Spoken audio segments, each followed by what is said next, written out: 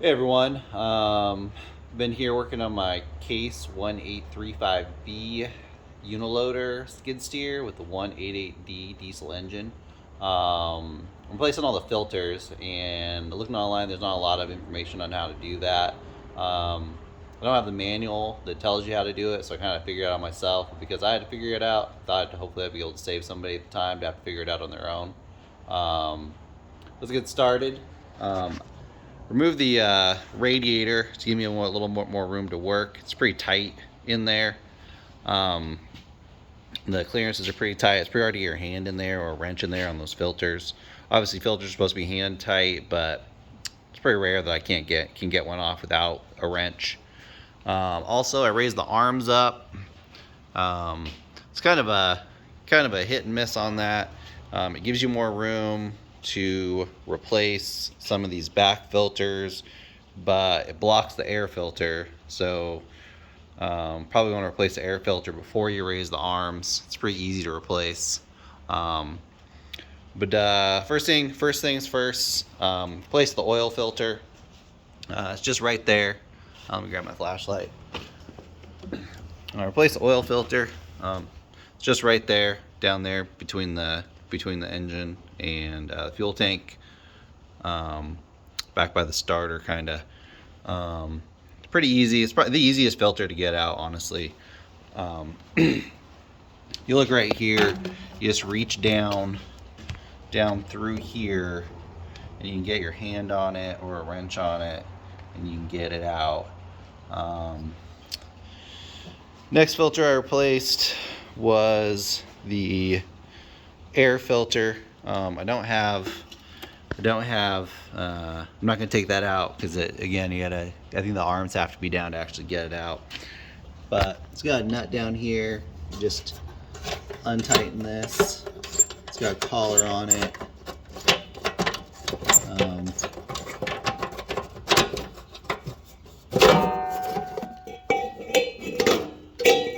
this cap comes off of there.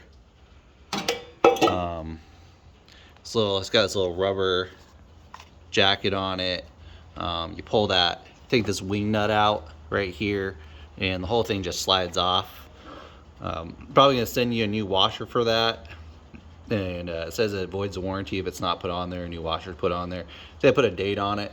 None of the filters I had dates on them, so I didn't know the last time they were checked. So I figured it was best just to change them all at the same time. Put that back on.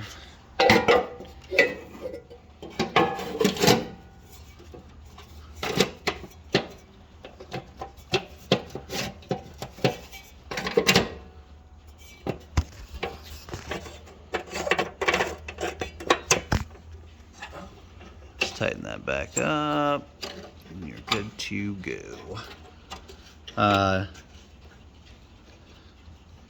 Next filter I did was the hydraulic filters.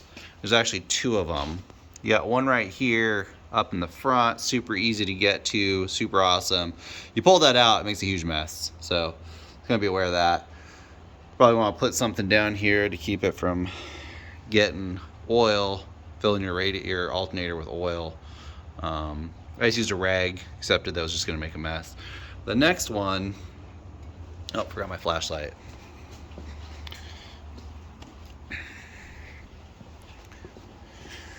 Next one is all the way back there, and it probably took me about a couple minutes, maybe 5 minutes, to figure out how to get that one out, because it's a tall filter. As you can see, there's not really a lot of clearance on the bottom to get it out or tip it over or slide it out.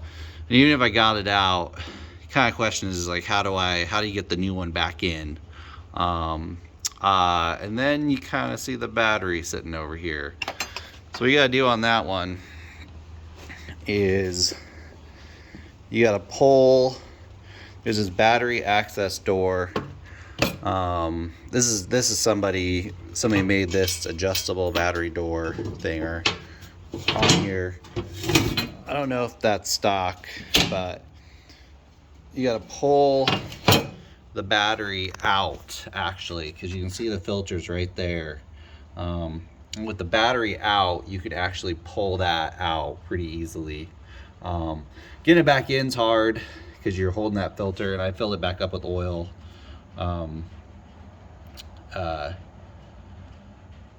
So that I didn't have to prime it. It's self-priming. It'll self-prime even if you don't, but it is a kind of a pain.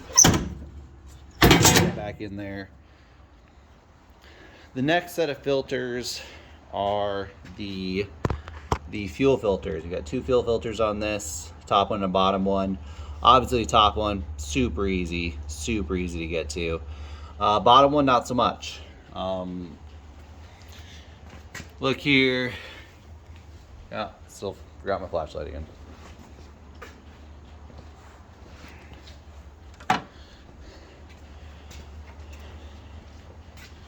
Yeah, you can't really get to it this way, can't really get to it that way. So you gotta do is you gotta reach down through here and kind of get your hand on it. It's kind of hard to show me doing that at the same time.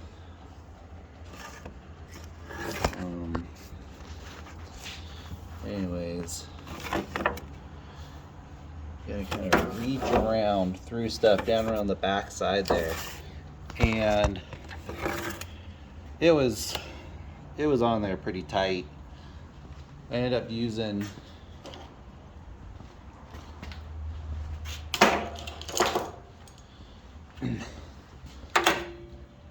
these to get it off. Worked pretty good. Got them at Harbor Freight. I think they're like $12, something like that. But those don't. Problem with replacing your fuel filters is that they don't. That you then have a bunch of fuel that you need to pull from the tank, and this doesn't have an electric pickup pump.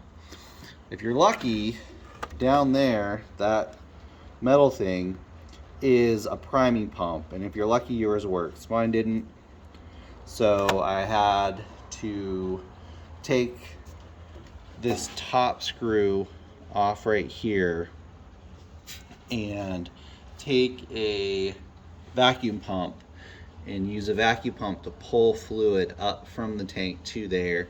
Took a couple minutes, wasn't too bad.